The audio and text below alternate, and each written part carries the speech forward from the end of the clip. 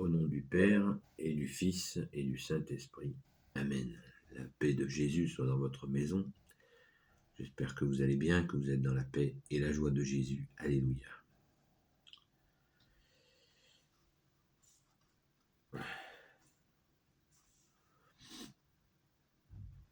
Jésus et la Samaritaine. Un moment charnière de l'Évangile.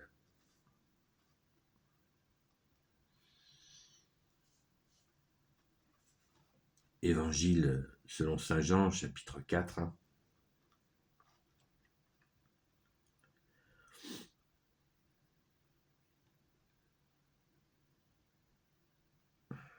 Le Seigneur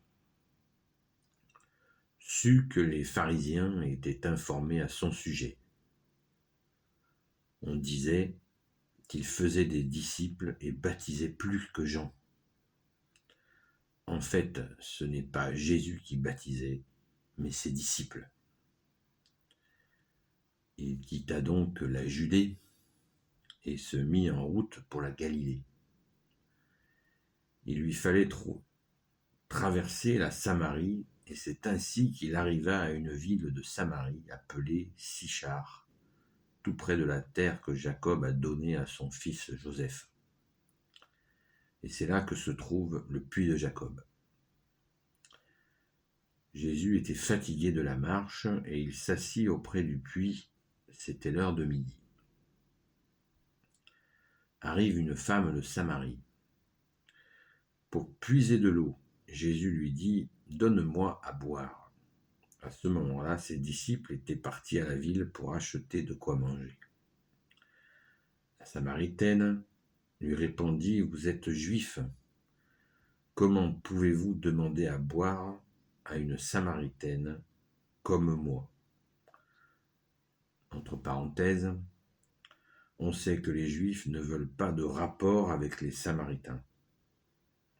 Jésus lui dit « Si tu connaissais le don de Dieu, si tu savais qui te demande à boire, c'est toi qui lui aurais demandé cette eau qui fait vivre, et il te l'aurait donnée. »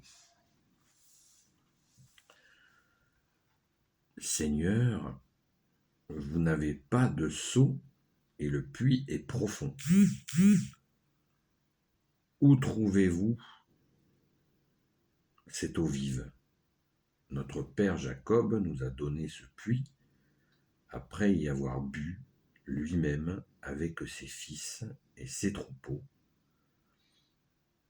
Êtes-vous plus grand que lui ? Jésus lui dit, celui qui boit de cette eau aura encore soif. Mais celui qui boit de l'eau que je lui donnerai ne connaîtra plus jamais la soif.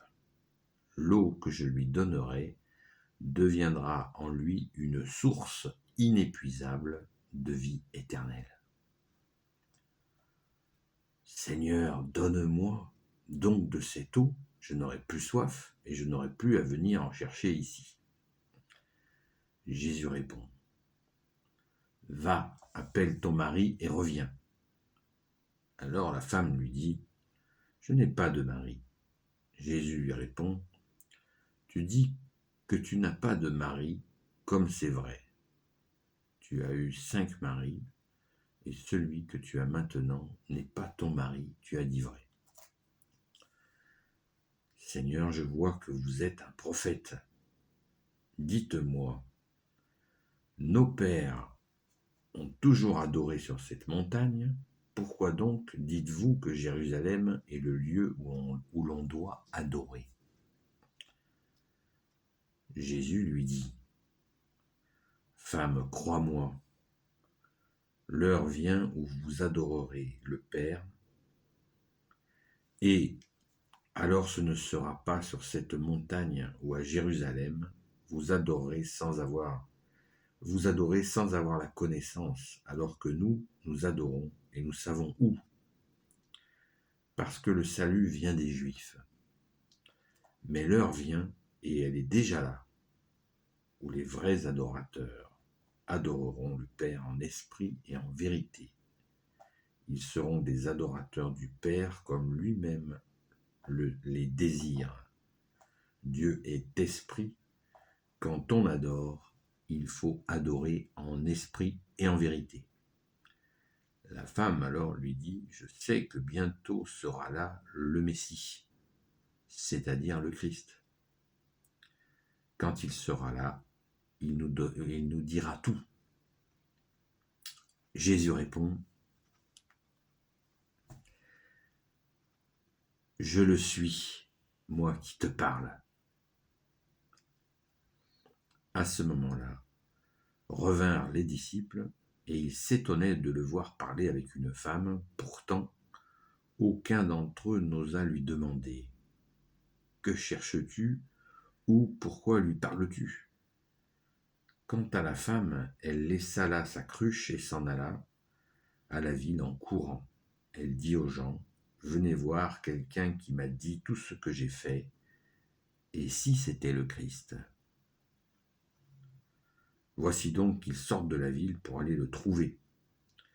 Pendant ce temps, les disciples lui disaient « Maître, mange !»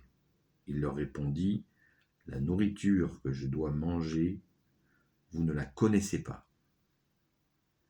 Alors ils se dirent les uns aux autres « Peut-être quelqu'un lui a-t-il porté à manger ?» Mais Jésus leur dit « Ma nourriture, c'est de faire la volonté de celui qui m'a envoyé et de mener à bien son œuvre. Vous avez dit, n'est-ce pas, dans 4 mois, ce sera la moisson. Alors je vous dis, ouvrez les yeux et regardez les champs. Déjà, ils blanchissent, et ce sera la moisson. Voici le moissonneur qui reçoit son salaire et amasse du grain. La vie éternelle est alors le semeur se réjouit avec le moissonneur. On a raison de dire que l'un sème et l'autre moissonne, car je vous ai envoyé moissonner, là vous n'aviez pas semé, vous n'aviez pas peiné. D'autres avaient peiné et vous avez repris leur travail. Dans cette ville, beaucoup de Samaritains crurent à cause de la femme qui affirmait « Il m'a dit tout ce que j'avais fait ». Quand les Samaritains étaient venus trouver Jésus, ils lui avaient demandé de s'arrêter chez eux, et il y resta 2 jours. Il y en eut beaucoup plus qui crurent à cause de sa parole, et il disait à la femme « Maintenant nous croyons non pas à cause de ce que tu as raconté, mais parce que nous l'avons écouté. Nous savons qu'il est vraiment le Sauveur du monde. » Amen. Gloire au Père, au Fils et au Saint-Esprit. Amen.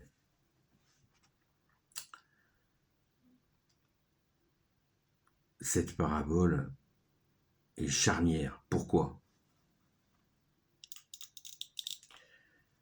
Elle est charnière parce que il y a deux endroits dans l'Évangile où Jésus dit qui il est.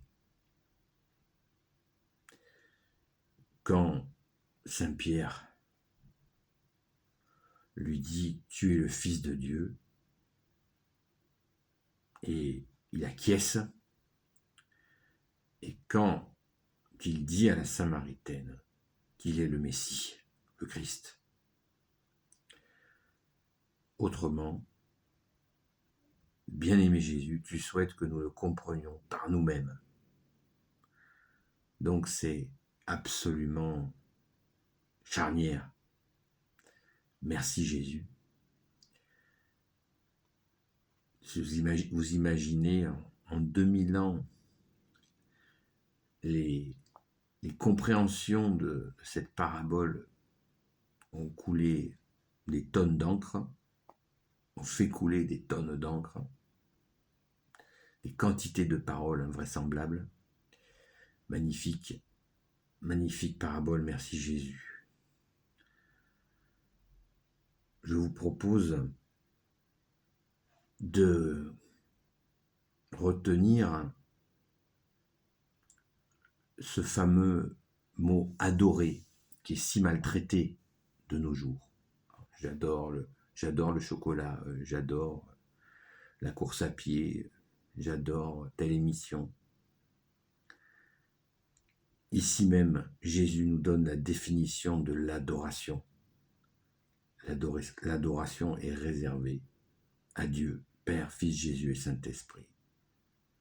Nous adorons en esprit et en vérité.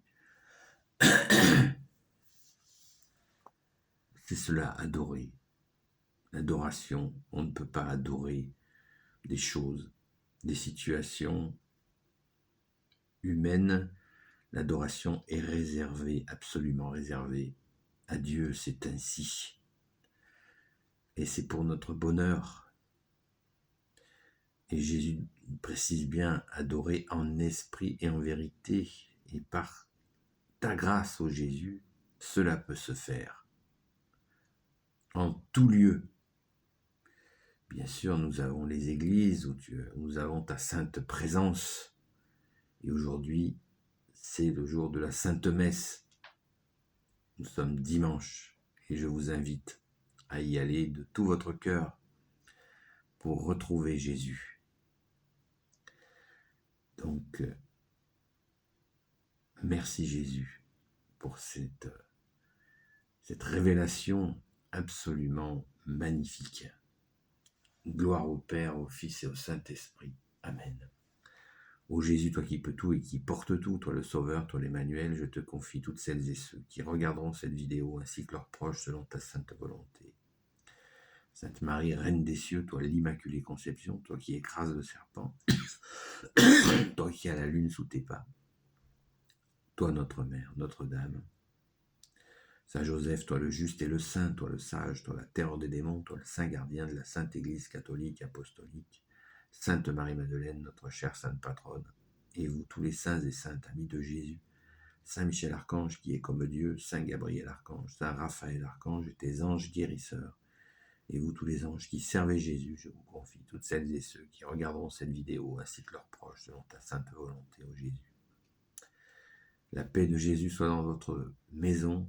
Je vous souhaite une sainte messe et je vous dis à très vite parce que je reviendrai dans la journée sur cette parabole absolument charnière en union de prière et rendez-vous à la grotte pour la messe de 11h pour ceux qui le souhaitent.